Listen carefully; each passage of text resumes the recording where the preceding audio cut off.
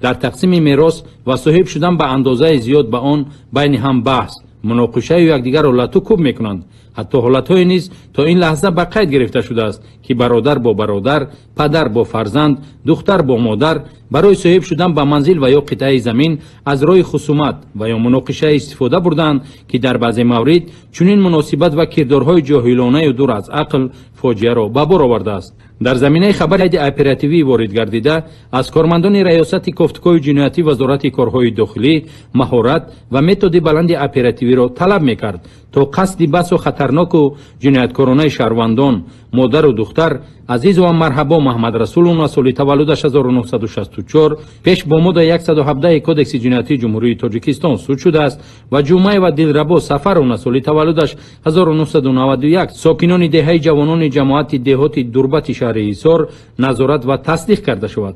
رفت و آمد و حرکت های این دو گمانبر که میخواستند خویشاوندان نزدیک خود عزیزوف محمد رجب و پسر او عزیزوف اسلام را به عوض مبلغ کلان به اجرا کننده نقشه کشتار دهند تحت نظارت و مشاهده های اپراتیوی قرار داشتند.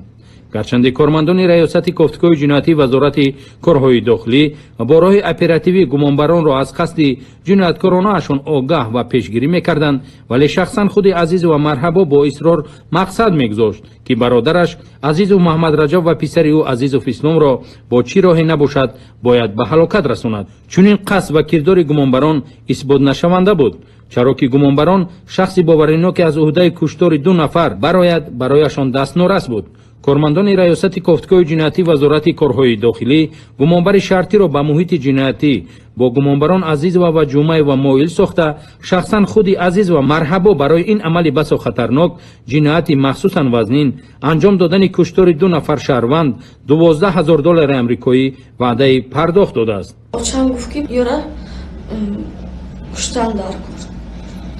بعد اوچم آدم میابم گفت یکان تا آدمی دور با حالیم نامه آدم کش را آورد بردن گازدان کردن یک آدم با 6,000 اگر 2 آدم را بکشی $12,000 بیتیان برد.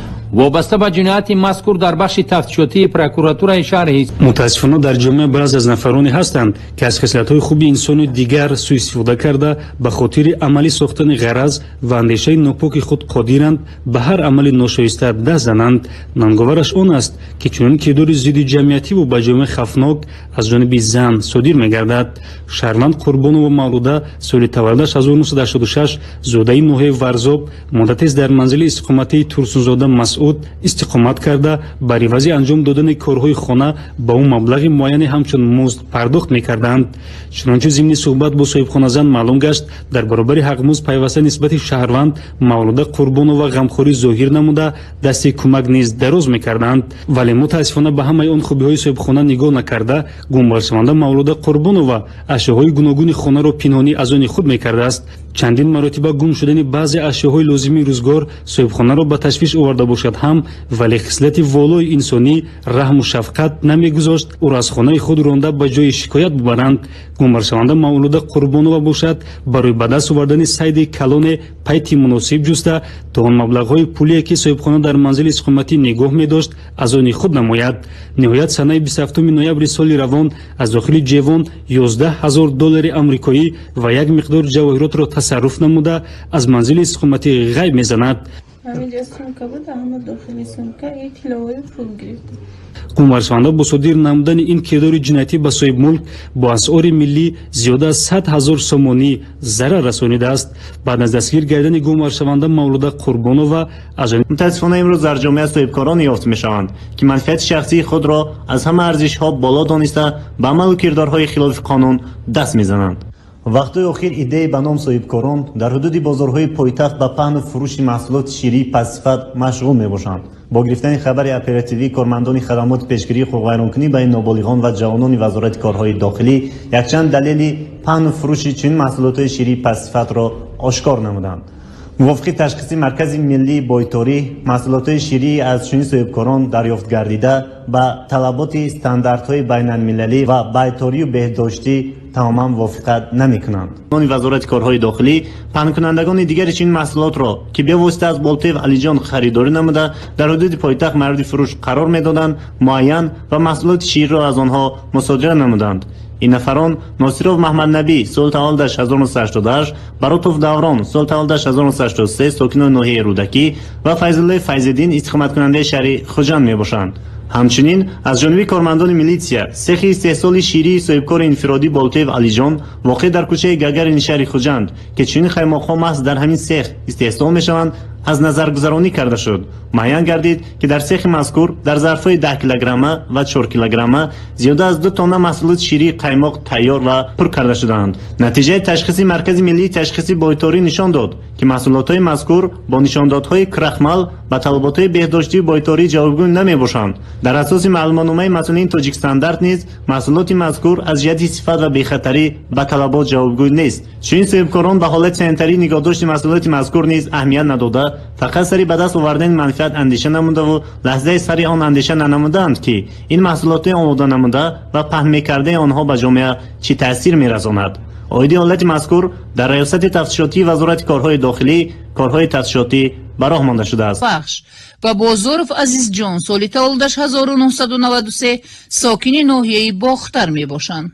چطوری که از سخنان خودی گمان برانبر میآید آنها در هیچ جای کار نمی کنند و درآمد روزگار گذرانیشان طول چند مدت است که از حساب دزدی مالکیتی شهروندان می باشد. چنانچه برای رسیدن به مقصدهای جنایتکارانه خود این دو نفر با مصلحت پیشکی شبانه غیر قانونی وارد چراگاه‌ها و منزل‌های زیستی ساکنان ناحیه بخش و باختر گشته از آنجا چارواهای مردم را دزدیده از جای حادثه به مکانی به خودشان موافق انتقال می‌دهند و مبلغ از فروش چاروای مردم به دست آوردهشان را به فایده شخصی خود صرف می‌کنند.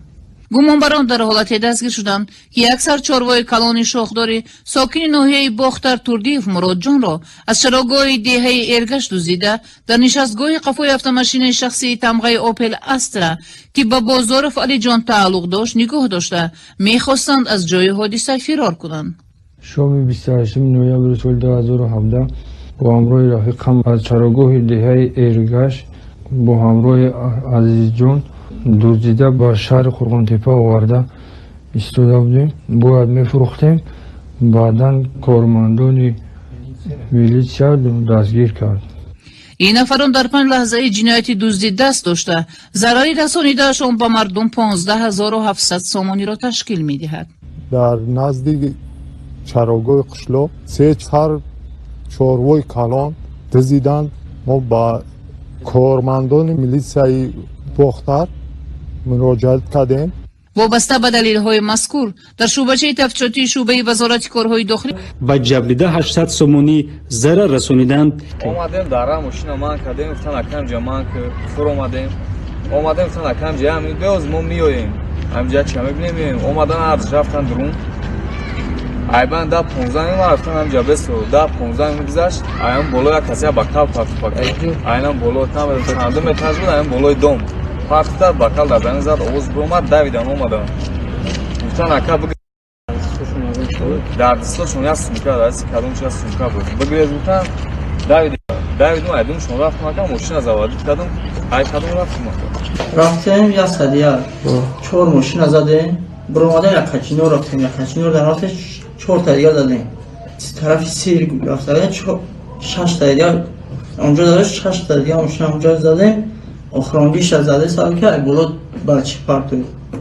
بکال خطی پارتو بکال نرسید گرفتن آخیوان. این گروه جنایت پیشه با صادر نموده مجموعی کدرهای جنایتی به شهروندان زیاده از 10,000 سومانی ضرر رسانیدند. این حال نسبت گمانبران با ماده 244 کودکس جنایتی